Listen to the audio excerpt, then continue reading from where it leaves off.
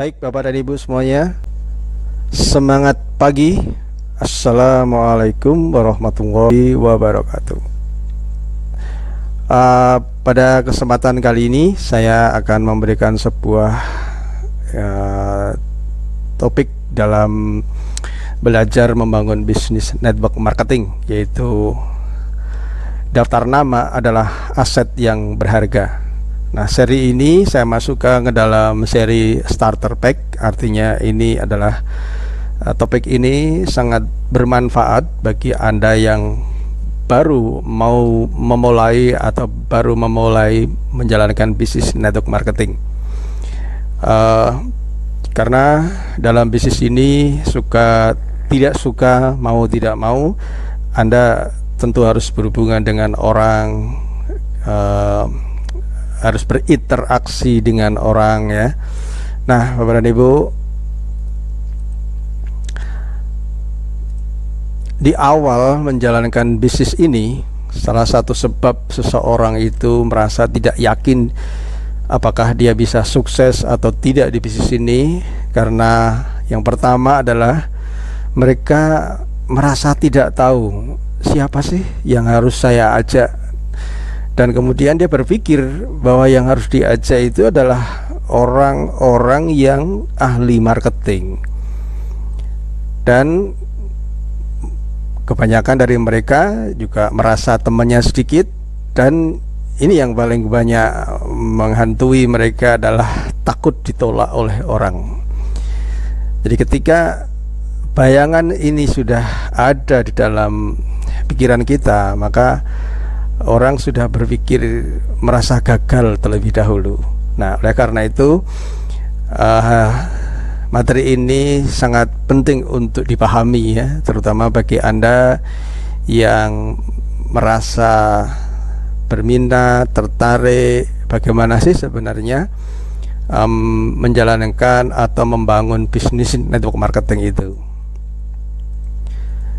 Nah, Bapak dan Ibu, sesungguhnya di dalam bisnis ini bukanlah berapa banyak bonus yang kita dapat kumpulkan, atau bukan berapa banyak juga uang yang kita kumpulin, tapi sesungguhnya adalah aset yang sangat berharga di sini adalah bagaimana Anda mengembangkan orang-orang di sekitar Anda, orang-orang yang nantinya Anda kenal, orang-orang yang nantinya Anda ajak membangun bisnis ini, mereka menjadi leader.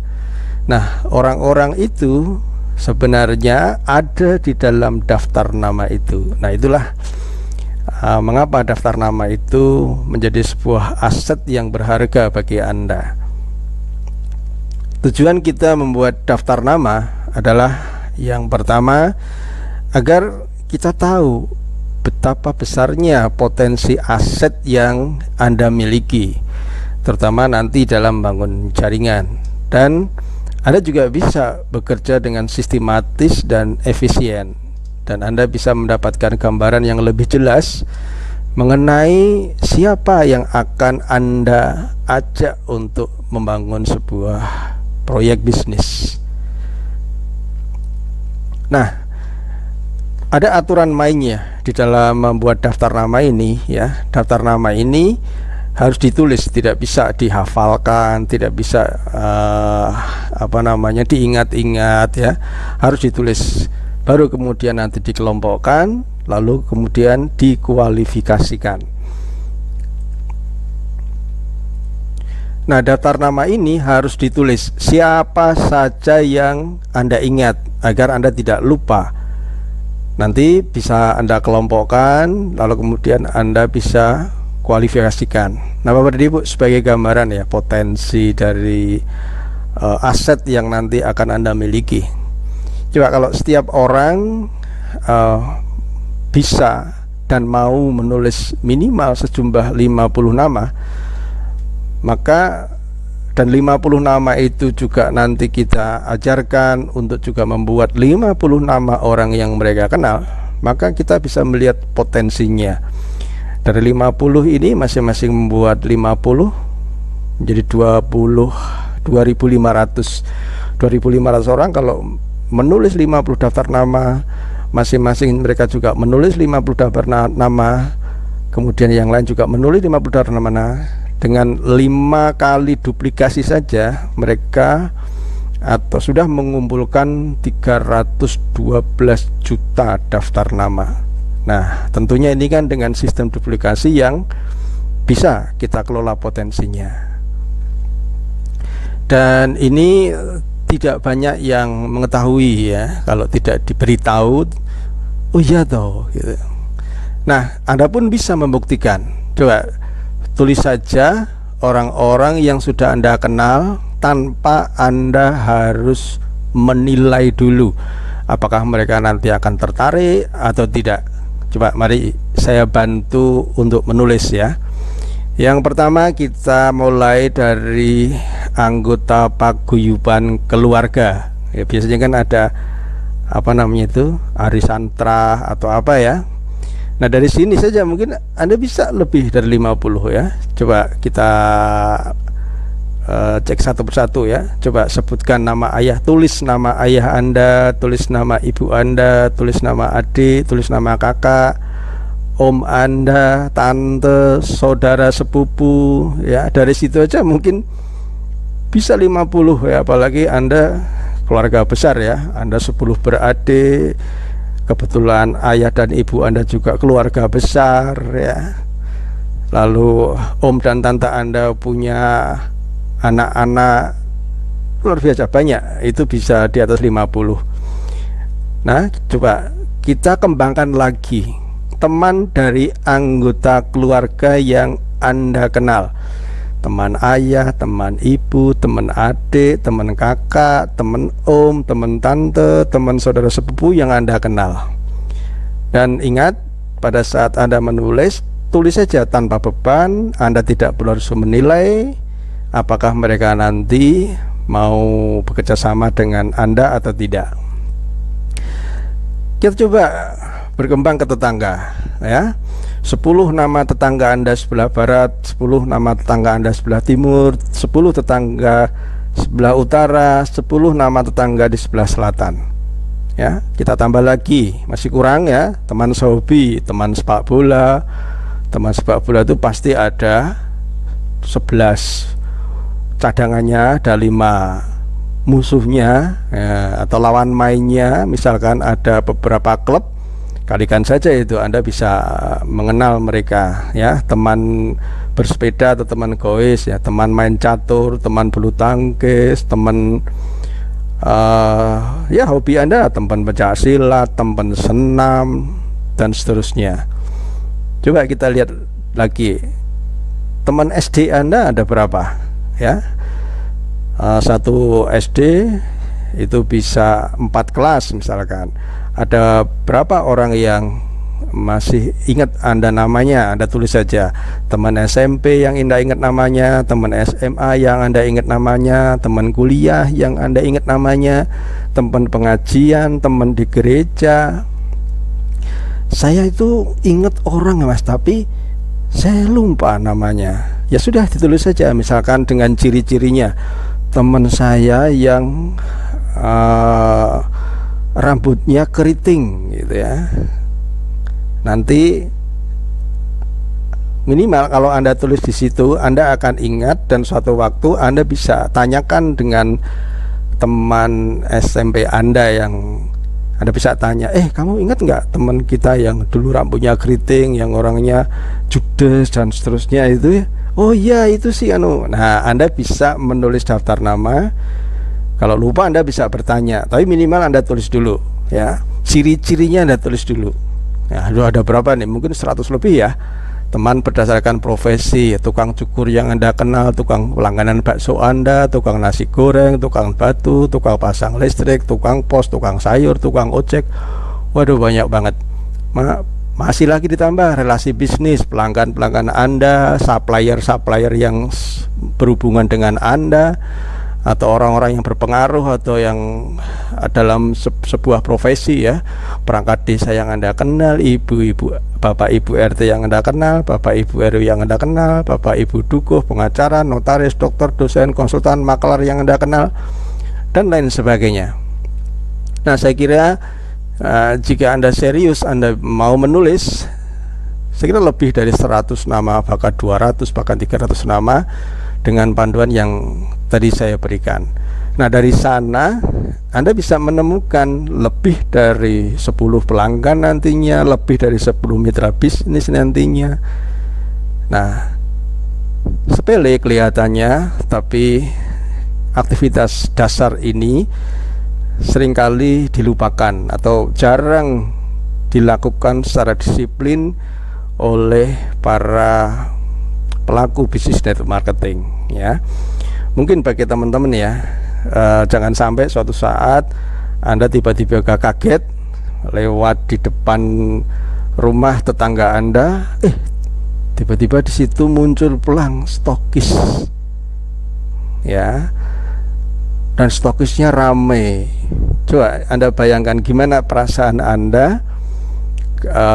Anda karena mungkin mengabaikan orang-orang yang ada di sekitar Anda pikir mereka tidak tertarik dengan konsep bisnis Anda, tapi ternyata mereka ikut dengan orang lain, ya. Atau suatu saat Anda datang di arisan trah gitu ya, 1 tahun 2 tahun Anda ikuti, ternyata di tahun ketiga justru mereka yang memprospek Anda. Ada salah 1, salah 2, salah 3, salah 5 dari anggota trah itu cerita kepada Anda, bahkan memprospek Anda. Mbak, aku punya bisnis bagus loh mbak, begini. Ternyata dia sudah ikut NASA. Anda tanya, "Duh, mbak ikut NASA? Boleh ikut NASA kapan?" "Aku baru 1 tahun yang lalu," gitu. Padahal sebenarnya Anda 2 tahun yang lalu sering ketemu. Coba, hal yang sepele tetapi berdampak besar di dalam proses perjalanan bisnis Anda. Nah, mari kita coba. Nanti Anda bisa tulis nama orang-orang yang Anda kenal lengkap dengan nomor handphonenya. Ya, seperti ini yang Anda bisa paling enak ya bisa Anda tulis di HP Anda, karena setiap hari kan saya yakin ya Anda membawa HP.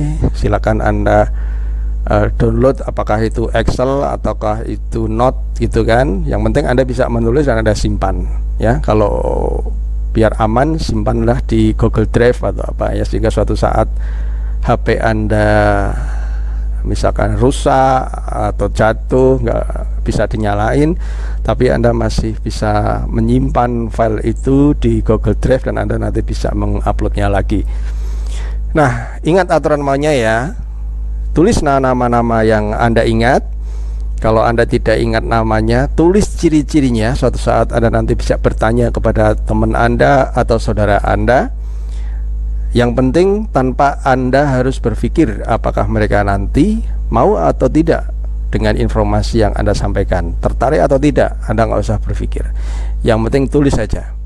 Kemudian setelah Anda menulis, ya, Anda perlu memberi skor dengan rumusan FAST atau FAST, yaitu skor berdasarkan F itu finansial, A ambisi, S tingkat kesupelan, T tingkat teachable. Berikutnya kemudian nanti Anda skor antara 1 sampai dengan 3. Nah, sebagai contoh seperti ini ya. Untuk finansial, ini adalah penilaian secara subjektif ya dari diri Anda sendiri. Jika keadaan finansialnya mungkin lebih dari Anda berdasarkan penilaian Anda, maka berilah skor 3. Jika hampir sama dengan Anda, beri skor 2. Bila kurang dari Anda, beri skor 1. Kemudian A atau ambisi. Nah, ambisi ini adalah penilaian Anda terhadap orang yang ada dalam daftar nama. Itu dilihat dari tingkat kemauan orang itu untuk maju, kemauan mereka bekerja keras untuk mencapai keinginannya. Ya, misalkan dia punya keinginan yang mendesak seperti mau menyelokkan anak, kebetulan misalkan keluarganya sakit atau sedang menyelesaikan persoalan, lalu dia giat atau semangat sering kerja lembur ya, mengerjakan usaha sampingan. Artinya sebenarnya mereka ini adalah orang yang ingin keluar dari permasalahan, ingin menyelesaikan masalahnya, dan mereka bekerja keras untuk itu. Nah, dilihat dari tingkat itu, maka kemauan orang itu berarti skornya 3. Ya, ini silakan secara subjektif Anda bisa menilai ya. Kemudian untuk tingkat kesupulan, supel itu adalah orang yang kita nilai mudah bergaul dengan orang lain. Mereka biasanya memiliki relasi yang luas dan juga biasanya sih menjadi pusat pengaruh atau menjadi orang yang disegani dan dikenal masyarakat ya. Orangnya supel. Nah, kalau Anda merasa nama yang ada di dalam daftar nama Anda itu orangnya Anda nilai lebih supel dari Anda, ya kasih skor 3 ya. Demikian sebaliknya ya. Lanjut, yaitu T sekarang. T itu mewakili mereka yang teachable. Teachable itu orangnya itu mudah mau menerima, mudah beradaptasi. Dia sifatnya itu ketika dia mendengar informasi dia lebih terbuka, mau menerima dan selalu positive thinking ya. Anda bisa merasakan siapa-siapa orang yang di sekeliling Anda yang seperti itu ya. Maka berilah skor sesuai dengan pendapat subjektivitas Anda. Nah, lalu kemudian saya kasih contoh ya. Misalkan nomor 1 namanya Agus Priambodo, misalkan alamatnya ya kebetulan tetangga Anda, lalu nomor HP Anda tulis. Dari tingkat finansial Anda anggap Pak Agus ini lebih dari Anda tulis 3. Dari tingkat ambisinya, orangnya pekerja keras dan seterusnya, Anda kasih nilai 3. Kemudian orangnya kebetulan juga sangat supel, Anda kasih skor 3. Kemudian orangnya senang belajar, senang berdiskusi, selalu berpikir positif ya, kasih yang 3. Maka skornya adalah 12 ya. Demikian seterusnya. Ada Pak Wahyu di alamat Jalan Solo, nomor sekian, hasil skornya adalah 1111. Kebetulan orangnya lebih dari finansial, kurang dari Anda lihat orangnya tidak terlalu berambisi, kurang supel dan ngeyelan, negatif thinking, ya sudah Anda kasih skor 4 berarti kan.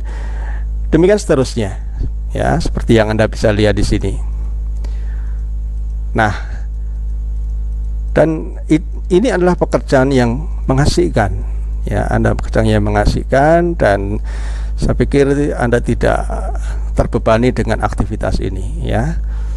Nah, kalau kita bisa melihat di sini ya, di sini ada nilai skor 12, 4, 10, 9, 7, 5. Maka di sini ada sebuah rank ya, penilaian. Ketika Anda menilai nilai dari daftar nama itu 4 sampai 6, berarti dimasukkan dalam golongan orang yang kurang potensi ya. Terhadap mereka yang skornya rendah, tentu Anda tidak terlalu kecewa ketika suatu saat nanti Anda presentasi, Anda kenalkan bisnis ini dan mereka menolak Anda, karena Anda sudah tahu bahwa mereka orang yang kurang potensi. Tapi kalau menurut saya ini justru mereka ini sangat bermanfaat ya, karena mereka bisa Anda jadikan tempat untuk latihan presentasi. Toh kalau mereka tidak mau, Anda tidak punya beban ya, karena memang Anda niatnya mau belajar daripada saya presentasi nggak ada yang ngomong, iseng-iseng ini ya, soko-soko dia mau nggak juga nggak apa-apa gitu kan. Nah ini, jadi latihan presentasi tanpa Anda terbebani beban untuk berhasil mensponsori ya. Lakukan latihan presentasi kepada mereka, lama-kelamaan Anda akan terampil dalam melakukan presentasi. Kemudian skor yang 7 sampai 9 ini adalah skor yang sedang ya. Nah, ketika keterampilan presentasi Anda mulai terasah, silakan Anda bisa mencoba belajar presentasi dengan kelompok yang skor 7 sampai 9 ini ya, dengan cara nanti menghubungi mereka untuk janji ketemu, lalu kemudian Anda presentasi. Nah, untuk skor yang 10 sampai 12 ini tergolong adalah prospek yang potensial Nah, ketika Anda menemukan prospek yang potensial, ya ada baiknya di awal-awal, dan jika memungkinkan Anda bisa mengajak upline Anda sambil Anda belajar dengan cara mengamati cara upline Anda melakukan presentasi. Jadi nanti yang melakukan presentasi adalah upline Anda, dan Anda tinggal mengenalkan. Nanti caranya bagaimana membuat janji, mengundang, nanti ada. Nah, dalam memberi skor ini ada baiknya di awal-awal ya Anda silakan berkonsultasi dengan atau bersama dengan upline Anda, agar upline Anda bisa berdiskusi, memberi masukan tentang cara pemberian skor prospek Anda. Nanti Anda akan dituntun ya. Biasanya upline Anda akan bertanya kepada Anda, ini kalau orangnya ini gimana? Dari sisi finansialnya menurut Anda bagaimana ini? Oh, dia punya fasilitas, Pak. Ada sepeda motor, mobil juga ada, kemudian kebetulan juga rumahnya juga cukup mudah dicari atau di pinggir jalan. Jadi dari sisi finansialnya lebih dari saya. Oh, kalau begitu kita kasih skor 4 ya, dan seterusnya. Minimal di situ upline Anda bisa memberi arahan kepada Anda. Ini terutama bagi Anda yang baru memulai menjalankan bisnis ini. Nah, dengan memberi skor pada daftar nama, tentu ini akan mempermudah memberi gambaran tentang potensi daftar nama Anda, dan Anda bisa menentukan skala prioritas siapa dulu yang akan Anda presentasi. Ya, cukup asik sebenarnya ya kegiatan ini. Kemudian,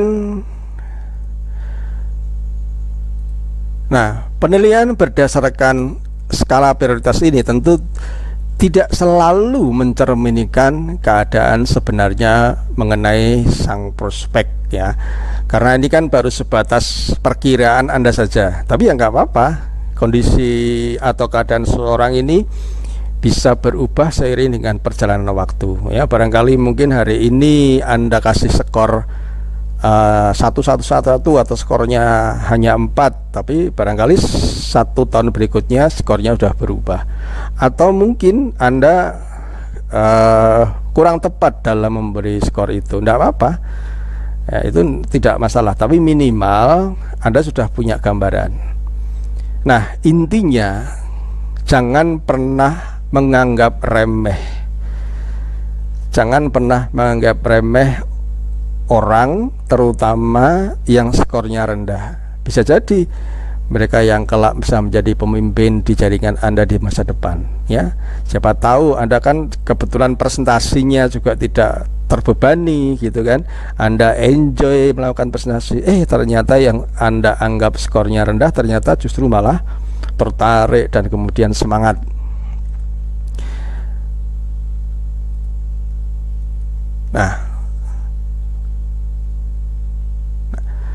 Nah, semakin cepat Anda belajar presentasi, maka akan semakin cepat Anda menangani daftar nama Anda ya. Tentu setelah nanti Anda menulis daftar nama, konsultasi ke upline, kemudian Anda bisa berjanji dengan upline Anda untuk mendampingi barang 1, 2, 3 sampai 5 kali.